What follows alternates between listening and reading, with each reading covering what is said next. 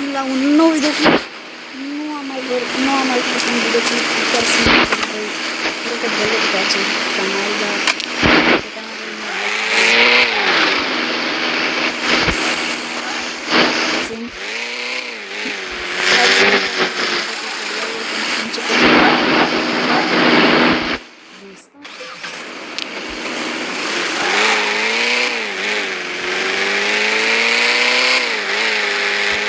Să facem această serie super mai fan.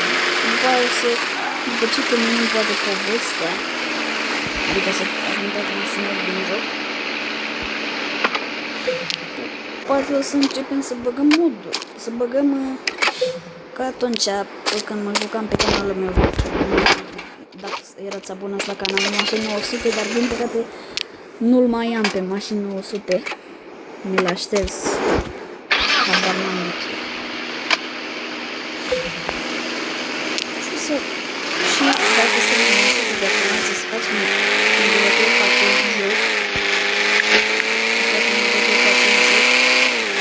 o să facem și o mașină de poliție. O să facem două jurări de poliție. Sau nu știu, poate să facem două de poliție, că eu neapărat două vreau să fie ăla de poliție. A doua mașină cred că o să fie un Nissan GT-R, pentru că o să vă arăt de unde poți să luați bani din tutorial. Faceți tutorialul și o să primești 40.000 de bani. Vă teleportează mașina. Acum mergem la workshop. Băi, ești mai tăi să vedem.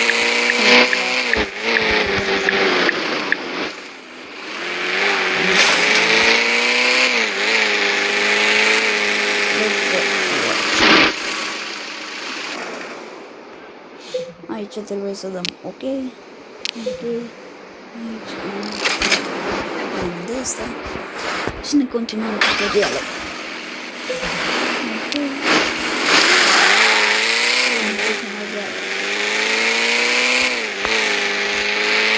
Am dus la garaj. Gata. Acum haideți să vă arăt de unde postez. 2016 a fost anul. Gata, fraților, am făcut o setare în care nu mai am reclame, ca să nu mai am reclame.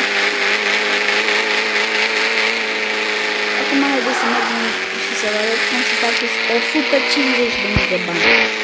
Bă, 150.000 de bani să vă arăt cum să faceți în Car Simulator 2. E o mașină de poliție care trebuie să o duci la mafie. Și dacă îi dai la poliție înapoi îți dă doar 130.000 și dacă îi duci la mafie îți dă 130.000. Haideți să mergem rapid de tot.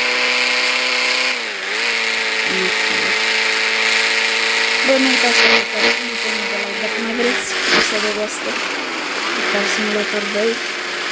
Nu foarte șpinte loculețul pentru că ai o grămadă de mașini.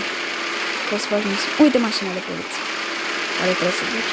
Și sunt diferite misiuni pe jocul acesta și e foarte fun. Mașina asta trebuie să duce la mafie.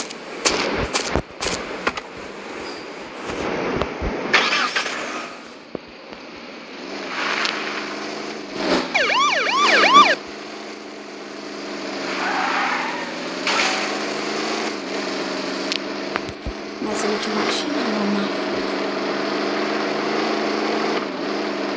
Acolo trebuie să ducem și ne dă poliția, dacă i-o dăm, ne dă 130.000. Uite, aici e poliția. Aici e poliția.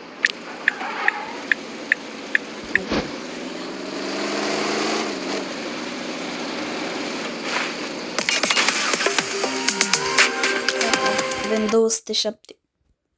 De ce tot îmi intră? Cred că după fiecare misiune o să avem reclame, dar eu am scos reclamele din ce încă sunt. Stați puțin să-i dau un restart la joc și după aia cred că nu o să le mai. Gata, i-am dat un restart din nou și ar trebui să nu mai avem reclame. Dăm de skip la partea aia.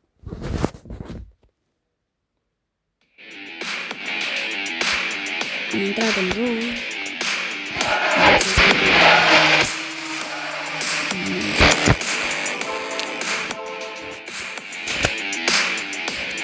Hai să vedem. Avem 207.000 pentru că am dus mașina la mafie și ne dă 160.000 de bani. Și la poliție, dacă o ducem, ne dă de 130.000. Și haideți să vedem ce misiuni să mai facem. Dacă facem această cursă, o să luăm Nissan GTR-ul. Pentru că GTR-ul e foarte rapid să faci curse. Îți dă mai start. Nissan costă 464.000 parcă. Hai să vedem.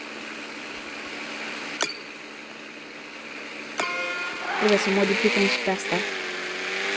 O să vedem cum să arată ea pe viitor.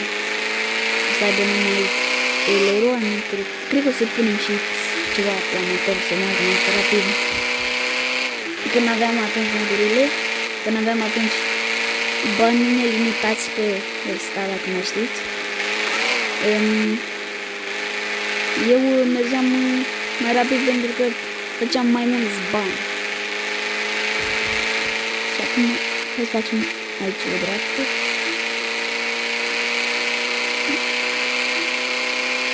Uite mă, cât de simplă e o cursă de asta.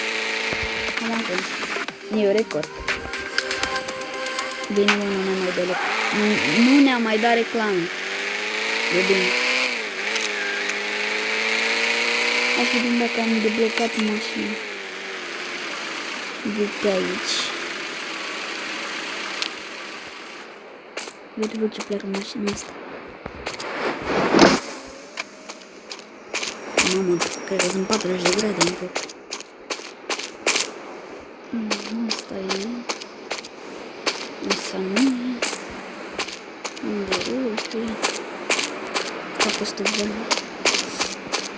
Skoda. Nike Dragon.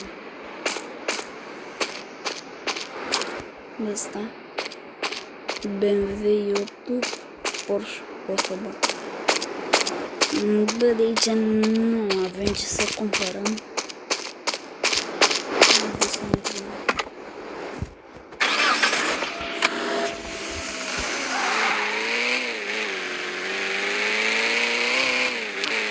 Bă, dar din ce mai facem bani? Bă, hai să facem ele cu mafia și... hai să facem misiunile cu mafia.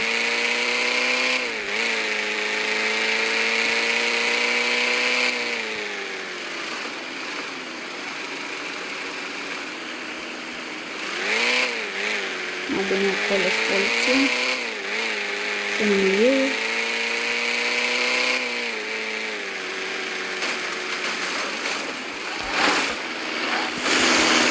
Bă, s-ar putea că după misiunea asta să închidă clipul pentru că nu merge Wi-Fi.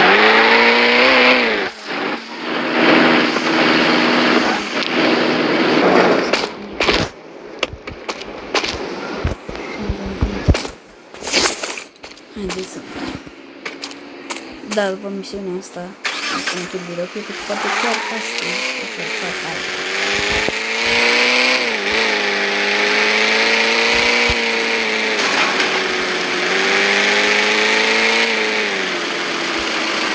Asta la mafie.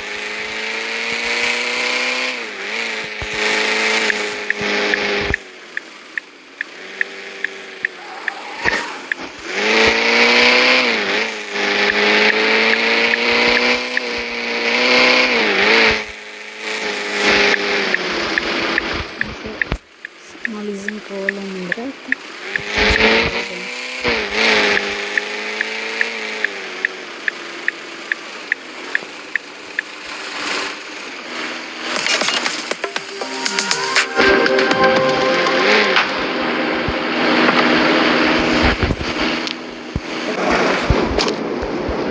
Dacă v-a plăcut, nu uitați să dați un like și ne vedem data viitoare. Pa, pa!